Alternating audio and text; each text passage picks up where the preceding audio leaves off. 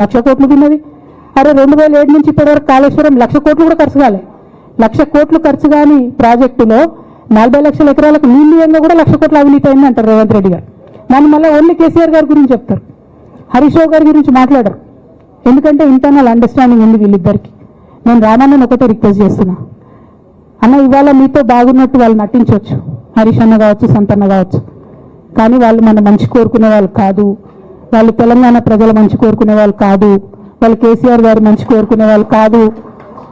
వాళ్ళను మీరు దూరం పెట్టి రాజకీయంగా తెలంగాణ రాష్ట్ర సమితిలో ఇప్పుడు బీఆర్ఎస్లో పనిచేస్తున్నటువంటి హార్డ్ కోర్ కార్యకర్తలను దగ్గరికి తీసుకొని ప్రజా ఉద్యమాలు తీసుకొని ప్రజల దగ్గరికి పోతేనే మన పార్టీ బతుకుంటుంది, నాన్న పేరు బాగుంటుంది. ఇవాళ నాన్నకు సిబిఐ అనేటటువంటిది వచ్చిందంటే అది కేవలం హరీష్ రావు గారు, సంతోష్ రావు గారి అవినీతి వల్లనే వచ్చిందని మళ్ళొకసారి నేను గంటాపదంగా చెప్తున్నాను. ఇంకా గమ్మత్ ఏంటంటే ఇదే హరీష్ రావు గారు వాళ్ళ ఫాలోవర్స్ అంతా నిన్నటి నుంచి చెప్తున్నారు, హరీష్ అన్న చాలా కష్టపడ్డాడు, డే 1 నుంచి ఉన్నాడు అని. డే 1 నుంచి లేడండి, చాలా మంది రిపోర్టర్లకు తెలుసు, సీనియర్ రిపోర్టర్లకు. డే 1 నుంచి లేడు. పెద్దసారు టీడీపీ నుంచి బయటకు వస్తుంటే మామయ్య మనకెందుకు, డిప్యూటీ సీఎం మనం ఎందుకు రాజీనామా చేయాలి, ఈ ఉద్యమం ఏమవుతుందో, ఈ పార్టీ ఏమవుతుందో మనకు రిస్క్ ఎందుకని ఆనాడు ఈనాడు పేపర్లు వచ్చింది. 1,50,00,000 రూపాయలు తీసుకొని వ్యాపారం చేసుకుందామని హరీష్ రావు గారు ఎక్కడికో పోయిందని కూడా వచ్చింది. కటింగ్ కోసం దొరికినప్పుడు ఎప్పుడో ట్వీట్ చేస్తుందని నేను. బీఆర్ఎస్ పార్టీ ఆనాడు టీఆర్ఎస్ పార్టీ పెట్టినాక 9-10 నెలల తర్వాత వచ్చింది హరీష్ రావు గారు. డే 1 నుంచి లేరు.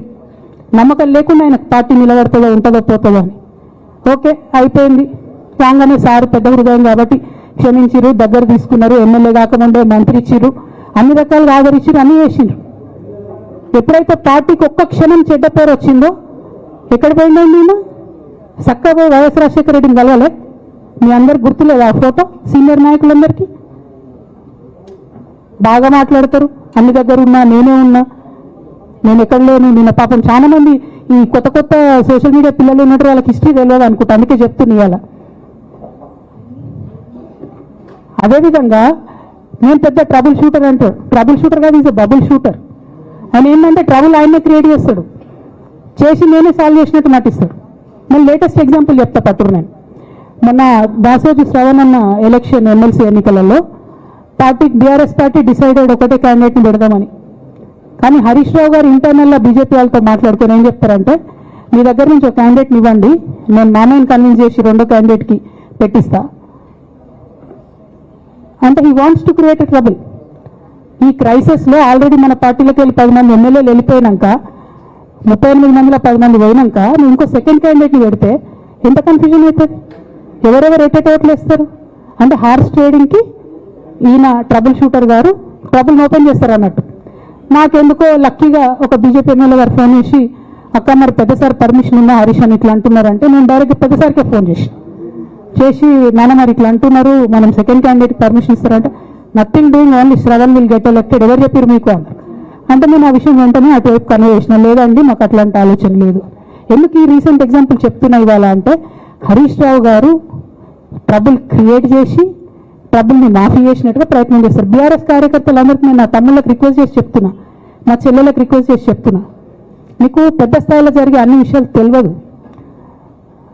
తెలియకుండా అందరూ మన వెల్ విషయర్స్ అనుకుంటారు. మీ తప్పు కాదు, ఎందుకంటే కేసీఆర్ సార్ అంత ఓపెన్ మైండ్తో ఓపెన్ హార్ట్తో ఉంటారు కాబట్టి బీఆర్ఎస్లో అందరూ అట్లా ఉంటారు అనుకుంటారు. కానీ చాలా మందికి చాలా హిడెన్ ఎజెండాస్ ఉన్నాయి. ఒక పక్క కాంగ్రెస్తో కలిసి ఉన్నారు, ఇంకో పక్క బీజేపీతో మాట్లాడుతున్నారు, ఎటు ఎవరితోనో అవసరమైతే అటు మాట్లాడుతున్నారు.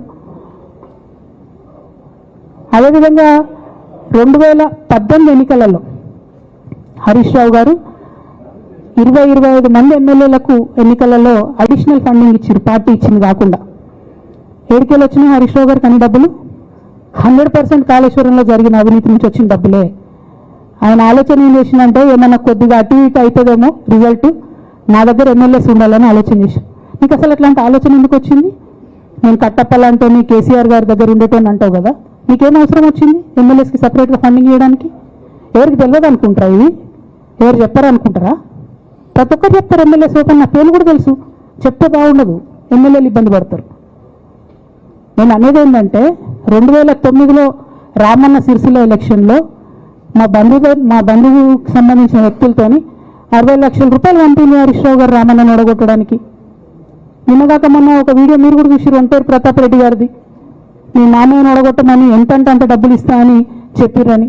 ఓ పక్క కేసీఆర్ గారిని ఓడగొట్టాలి, ఓ పక్క కేటీఆర్ గారిని ఓడగొట్టాలి. నిజామాబాద్లో నా ఎంపీ సెగ్మెంట్లో అందరు ఎమ్మెల్యేలను మేనేజ్ చేయాలి. అందరూ మన కేసీఆర్ కుటుంబాన్ని ఓడగొట్టాలి, విచ్ఛిన్నం చేయాలి. కానీ కేసీఆర్ గారి పేరుతో వచ్చేటటువంటి బెనిఫిట్స్ మాత్రం అన్ని కావాలి. మరి ఇటువంటి వారిని నా రిక్వెస్ట్ కేసీఆర్ గారితో, కేటీఆర్ గారితో, వారిని మీ పక్కన పెట్టుకొని నిజం మాట్లాడే నన్ను బయటకు పంపితే మరి పార్టీ బాగుంటుందా? దయచేసి ఆలోచన చేసుకోండి. నేనేమంటున్నా రామన్న మిమ్మల్ని అంటే, నా మీద మీకు కోపం ఉండొచ్చు, నాకు ఇది ఏముందో ఎవరేం చెప్పారో నాకు తెలియదు. నేను మాత్రం నా ప్రాణం పోయినా కేసీఆర్ గారికి హాని జరగాలని కానీ కేటీఆర్ గారికి హాని జరగాలని కానీ కోరుకోను. అది నా నైజం కాదు. ఆడపిల్లలకు అట్లా ఉండదు. ఆడపిల్లలు ఇల్లు బాగుండాలనుకుంటారు.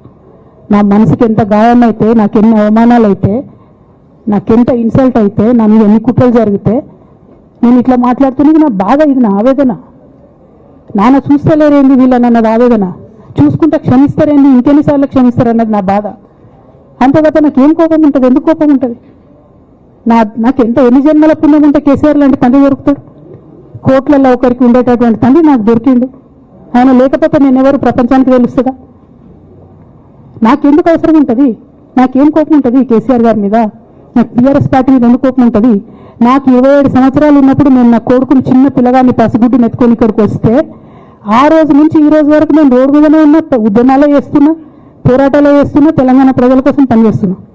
2014 నుంచి అధికారంలో ఉన్నప్పుడు కూడా నా ఇంటి దర్వాజాలు ఎప్పుడు తెలిసే ఉన్నాయి. ఇక్కడున్న మీడియా మిత్రులందరికీ తెలుసు. అధికారంలో ఉన్నా లేకున్నా నేను ఇట్లనే ఉన్నా. అధికారంలో ఉన్నప్పుడు నన్ను ఏమి సాగనేయకుండా నన్ను ప్రతిపక్ష ఎమ్మెల్యేని చూసినట్టు, ప్రతిపక్ష ఎంపీని చూసినట్టు చూసినా నేను ఇట్లనే ఉన్నా, ఓపెన్ మైండ్తోనే ఉన్నా. నేను కోరేది ఒకటే, కేసీఆర్ గారి ఆరోగ్యాన్ని కాపాడండి రామన్న, పార్టీని కాపాడండి, పార్టీలో ఉన్న కార్యకర్తలను కాపాడండి, అందరు బాగుండేలాగా ప్రజా సమస్యలు తీసుకోండి. నాకు అంతకుమించి కావాల్సింది ఏం లేదు.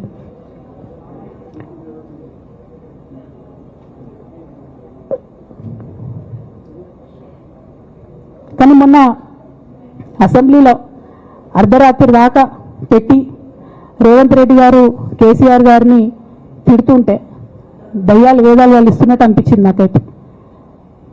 దానికి ఈయన హీరోలాగా ఎదుర్కొన్నాడు. ఈయన 6 అడుగుల బుల్లెట్ అని పార్టీ అంతా ట్వీట్ చేస్తే, మరి 6 అడుగుల బుల్లెట్ ఎవరికి గాయం చేస్తుంది? ఎండ్ ఆఫ్ ద డే ఇవాళ అయితే నన్ను గాయపరిచింది. రేపు రామన్నను గాయపరుస్తారో, కేసీఆర్ని గాయపరుస్తారో. జాగ్రత్తగా ఉండండి రామన్న, నేను చెప్పేది ఏం లేదు. జాగ్రత్తగా ఉండండి, కేర్ఫుల్గా ఉండండి.